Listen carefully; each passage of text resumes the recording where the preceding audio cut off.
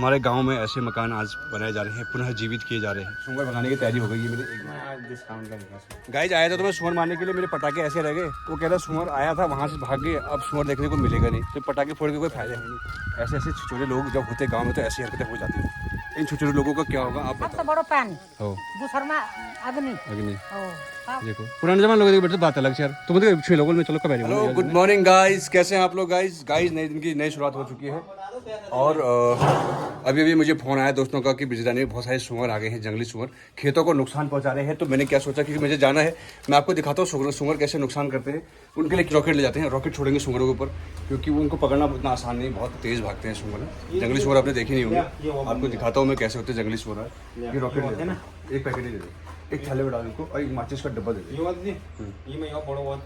ना। ज़्यादा बड़ा नहीं, वो पहाड़ गिर जाएंगे, ज़्यादा बड़े होंगे तो पहाड़ों में ये भी ध्यान देना पड़ता है, ज़्यादा बड़े बम फोड़ोगे तो पहाड़ हिल जाएंगे।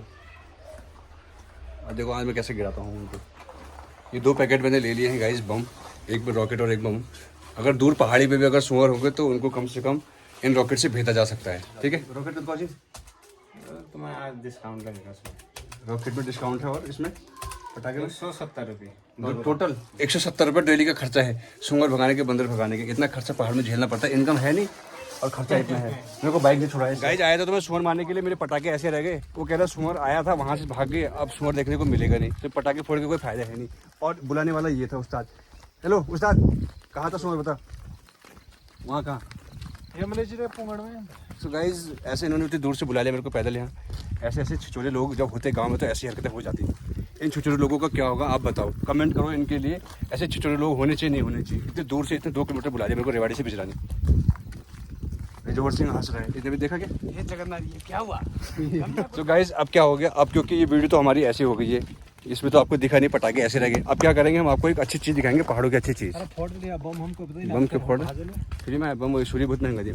ये है गाइस ये कल के लाए हुए पौधे आज लगा रहे हैं। ऐसे लगाते पेड़ की विधि समझाओ जौहर भाई, पेड़ की विधि समझाओ कैसे लगा रहे हो आप। मिट्टी क्यों डाल रहे हैं भाई, अब इसको ऐसे खड़े कर दे। दी नहीं डाला तगड़ा, दी ना डाल दे आगे चिपक जाना है ना पेड़, पेड़ सीधा है तब चिपक जाना, पेड़ सीधा ठीक है। तो बंद कर दो, दी नहीं लो या तक हम लोग ना एक ये लग गया है एक और पेड़, तो लगभग पूरे 20 पेड़ 22 पेड़ हो चुके, एक रह गया है। अब ये कल 30 पेड़ लगाए थे इन्होंने, कहीं कहीं जंगलों में ऊपर रोप दी हैं। कटहल के पौधे, इतने कटहल के पौधे लग रहे हैं, मतलब कुल ये मान के चलो कि कटहल की पूरी खेती होनी है यहाँ। ये देखो ये फिर एक और कटहल के पेड़, लगभग कितने पेड़ लगा दिए आपने। 22 पेड़ लगा दिए हैं और वो 2 पिछले वर्ष के लगाए हुए बड़े हो चुके हैं उधर कोने में। तो ये इनका पूरा इरादा है कि यहाँ कटहल की बड़ी मात्रा में खेती की जाए और उसको एक व्यवसायिक रूप में भी अपनाया जाए।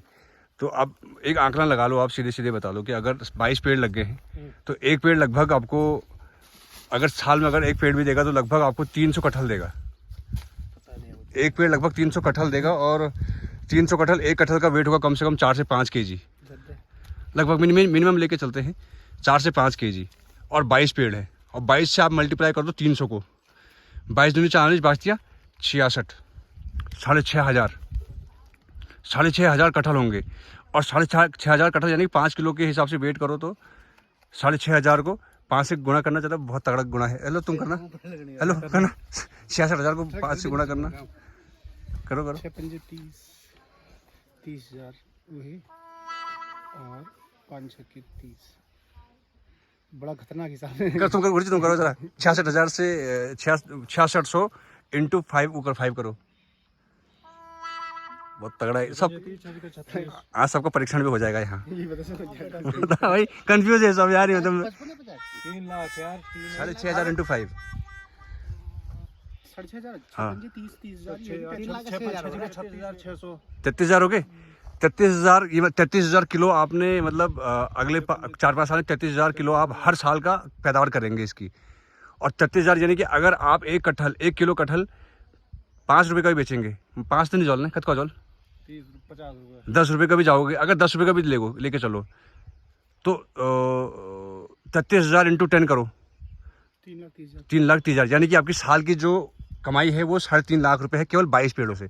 तो ये बहुत अच्छा इनका व्यवसाय इन्होंने जो किया है, जो दिमाग लगाया है, बहुत सटीक दिमाग लगाया है। यानी कि 22 पेड़ों में 3.5 लाख की कमाई हो जाएगी, और 22 पेड़ और लगा दिए तो यानी कि दुगुना। तो गाइस ये बहुत अच्छा व्यवसाय है, और इसका अच्छा फायदा क्या है, ये देखो कि ये कटहल होता है ना, इसको बंदर नहीं खाता। हमारे पहाड़ों में सबसे बड़ा नुकसान क्या होता है, बंदर सुअर खेती को बर्बाद कर देते हैं। अब लेकिन ये वाला जो कटहल है ना, ये कटहल क्या करेगा, आपकी खेती को बर्बाद नहीं करेगा, आपके कटहल को बर्बाद नहीं करेगा। यानी कि आपने जितना उगाया उतना आपको मिलेगा। मैंने भी लगाए हैं कुछ, मेरे भी हो रखे हैं, लेकिन आज ये जो लाए हैं 20-22 पेड़, इनकी हम देखना चाहते हैं अगले साल तक अच्छी ग्रोथ हो जाए। जैसे वो 2 पेड़ की हो गई, अच्छी ग्रोथ हो गई है।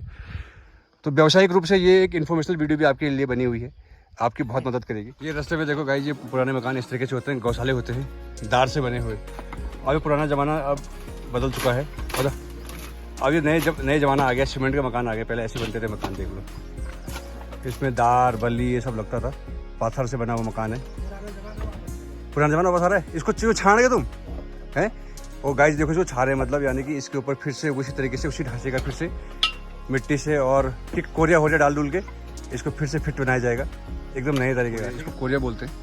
ये जब मकान बनाते, पुराने मकान बनते थे तो इनसे बनते थे। ये कोरिया, ये लकड़ी डाली जाती थी, इसके ऊपर फिर मिट्टी डाली जाती है, और ये है पुराना मकान जो फिर से एक बार फिर से वापस, क्योंकि तो मकान पुराने हो जाते हैं तो उसके बाद थोड़ा सा बारिश का पानी नीचे आ जाता है, उसको फिर से रिनोवेट कर किया जाता है। तो ये पुराने ढांचे में फिर से बनाया जा रहा है।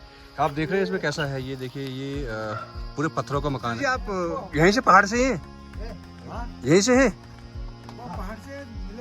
हैं? कहाँ से? पहाड़ के ही हो? अच्छा, ये वाला मकान कब से बना रहे हो आप? बुजुर्ग लोग से चल रहा है बस। तुम नेपाल से है? हाँ, तुम ये पहले से बनाते आ रहे हो ये वाला? बनाते हैं बस। अच्छा, चलो गुड है, गुड है। तो ये आप देख रहे हो, ये ऐसे इस तरीके से पहले पुराने मकान बना करते थे, और फिर से इसको रिनोवेट किया जा रहा है। आप देखिए किस तरीके से बनता है। इसमें ये कोरिया लगता है, इसके ऊपर ये कोरिया जाता है, और ये लकड़ियाँ हैं, ये जंगल से लाई जाती है फाड़ के, फिर कोरिया से इसको ढका जाता है, फिर इसके बाद मिट्टी से इसको पूरा भरा जाता है। मिट्टी के बाद फिर ये पत्थर लगाए जाते हैं इसके ऊपर, तो ये फिर से रिनोवेट हो जाता है। तो ये है पुराने मकानों का ढांचा आपके सामने। आज भी हमारे गांव में ऐसे मकान आज बनाए जा रहे हैं, पुनः जीवित किए जा रहे हैं, और इस तरीके से कारीगरी होती है इसमें। देखिए पत्थरों से, पूरा मकान पत्थरों से बनाया जाता है तरीके से। ये देखिए मिट्टी नीचे, ये देखो, ये मिट्टी का काम चलता है। ये मिट्टी पहले बनाई जाती है, जैसे सीमेंट का काम चलता है वैसे पहले मिट्टी का काम चलता था। मिट्टी ऐसे भिगो के फिर मिट्टी फिल्टर करके पूरी तरीके से बना के फिर इसके ऊपर डाला जाता है मकान को। जैसे बन रहा है ना, शानदार। अब जब बन जाएगा तो बहुत सुंदर लगेगा, थोड़ा नयापन दिखेगा। बताइए जी हमारी, देखो किस तरीके से धूप आ गई है, गुनगुनी धूप में किस तरीके से पानी डाल रही है। वाह कितना सुंदर लगता है। तो कि बुझी तुम धनिया देखो कितनी मेहनत लगी तुम्हें, फिर मेहनत लगी, फिर पानी डाल रही हैं, गुनगुनी धूप में बैठे थे। हाँ कितना बढ़िया लग रहा है। पाइप से पानी भी गांव में भरा लबालब है, पूरा पानी है हमारे गांव में तो बहुत पानी है। वही तो, ये हमारे लिए वरदान है वैसे। पानी बहुत बड़ा वरदान है हमारे लिए, सबसे बड़ा पानी। दूसरा में अग्नि। देखो पुराने जमाने लोगों बैठे बात अलग यार। तुम तो छुई लोगों में, चलो कब बोलो यार, पुराने लोगों छुई लगना बात अलग भाई।